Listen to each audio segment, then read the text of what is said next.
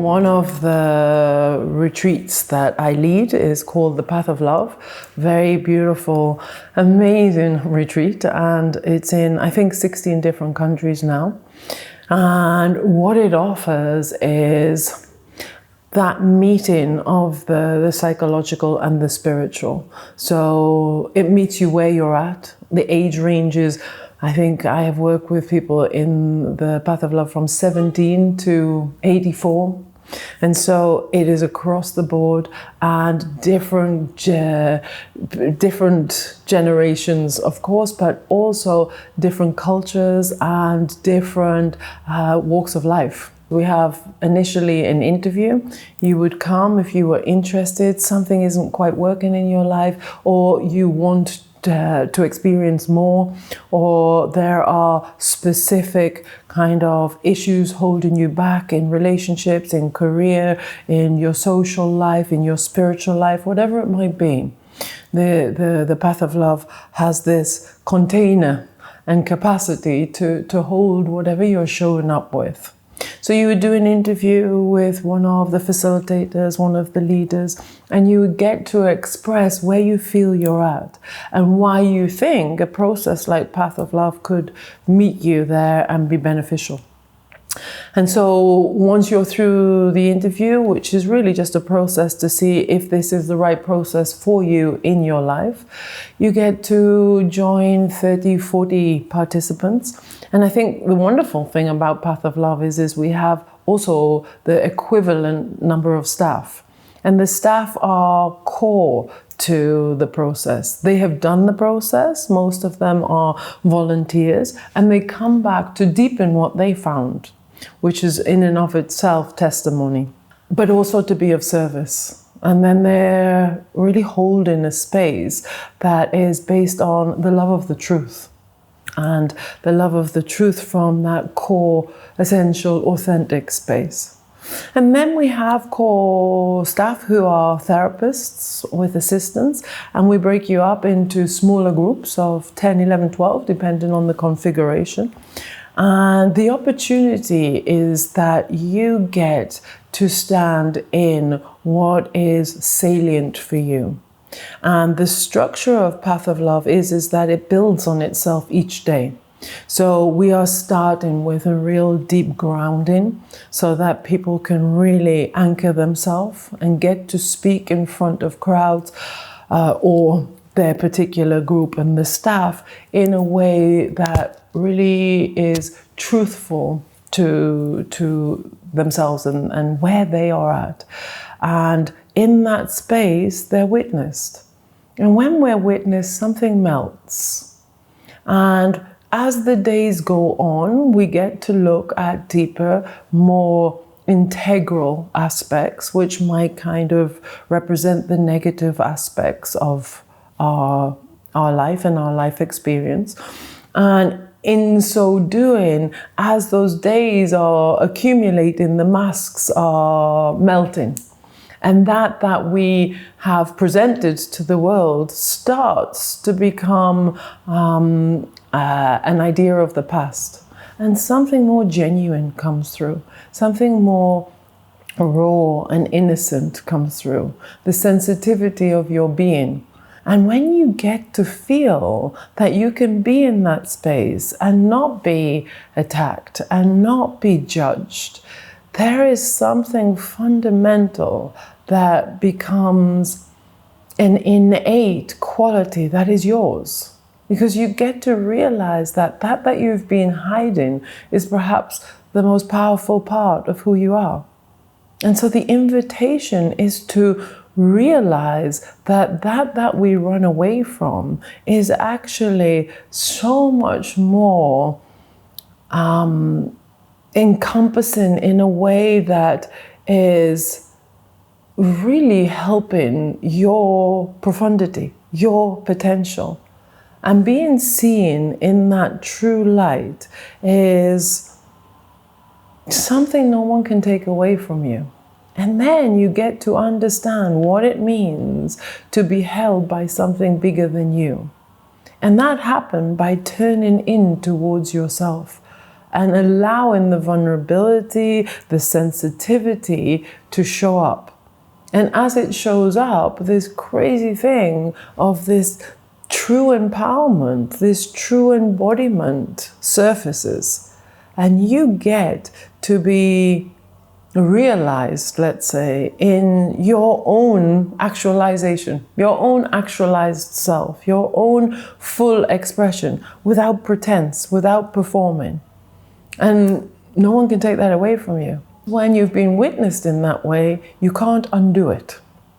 So then it becomes this incredible gift that starts to guide you, starts to show you the way, starts to be a big part of how you want to experience your life and be seen in your life. We go through all of these different kind of exposure exercises, let's say, and we use the body a lot so that we're moving from the head into the feelings and getting acquainted again with what makes us real, what makes us this unique expression of ourselves. So the body, the movement, the feelings, we stay outside of the group room in silence, so that we're not leaking our energy and we're coming back home and really getting to be with the aliveness of the intensity of what is being released inside of us. You end up finding, reconnecting and recalibrating with who you are underneath the masks, underneath the pretenses. And it's really beautiful to see who you thought you were actually is probably an imitation, a diluted version of who you really are and who you really can be, which is super exciting. And so celebrating that in an individual within a group becomes really this amazingly ecstatic experience for the staff, for the leaders, for the facilitators, and of course for the participants. It is the opportunity and invitation to come home to self, to find what really matters, to be in your longing and to live it. The path of love isn't some spiritual bypass or glamorous kind of Valentine's Day idea of love. The path of love is really facing the obstacles in your way, the barriers in your way. What gets in between you and love? What's in between you and freedom? What is in between you and spontaneity, in between you and innocence? And for each person, that can show up very differently. For some people, it is a lot of traumas. For some people, it's real self-righteousness. For some people, it's fear. For some people, it's pain. For some people, it can be just a real stubborn need to remain stoic. In Path of Love, the opportunity or the invitation is to face what it is that keeps you stuck, that keeps you small, that keeps you suppressed, that keeps you in repetition, that keeps you in a comfort zone, that keeps you in places that make you miserable. And so when we're looking at Path of Love, it's such a huge, expansive opportunity to feel what love is for you.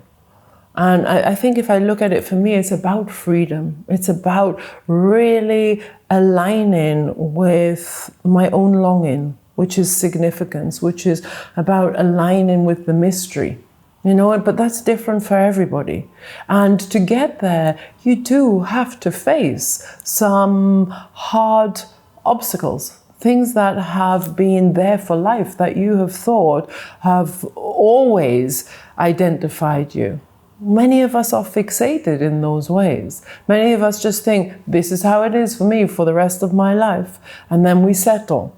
And so Path of Love is challenging that tolerance. It's challenging your regulatory management skills that keep you in a particular predicament.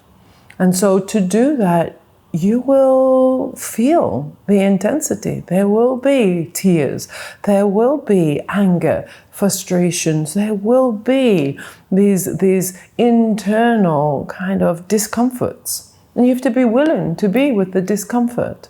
You know, I think most of us look for quick fixes. Most of us want to feel reassured. Most of us want to be at ease. And so we do tend to go for that feels comfortable.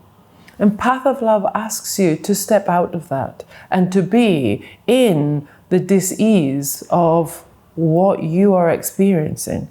The dis-ease of humanity, we all have it. We all have, to some regard, that aspect inside that just doesn't feel fulfilling, that isn't any longer satisfactory, that just doesn't bring pleasure anymore. May have once upon a time, and some of the strategies that we have used have helped us survive.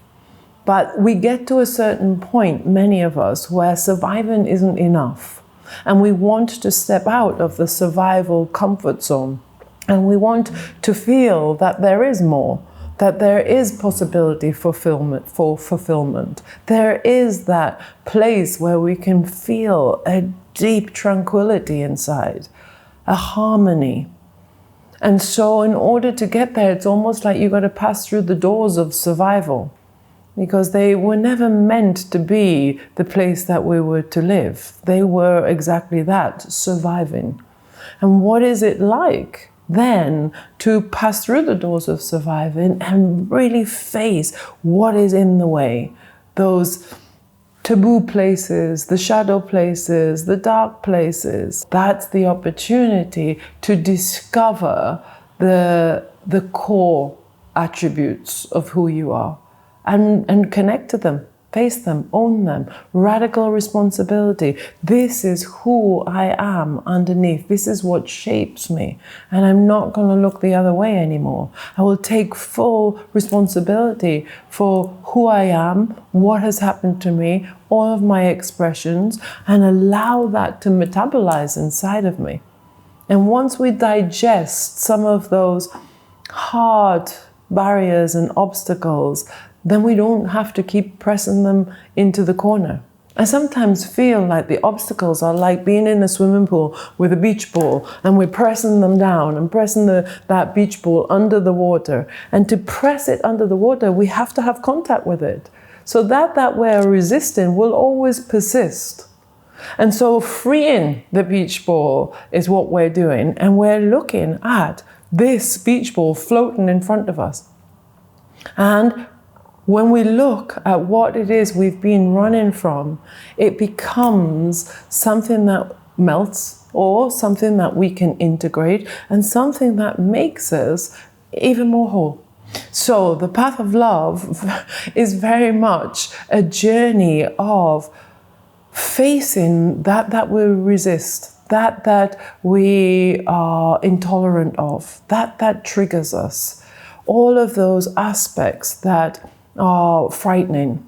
But we're doing it, and we're doing it alongside other companions who are our fellow travelers on the path, and who want very much the same thing, to be their actualized, individuated selves.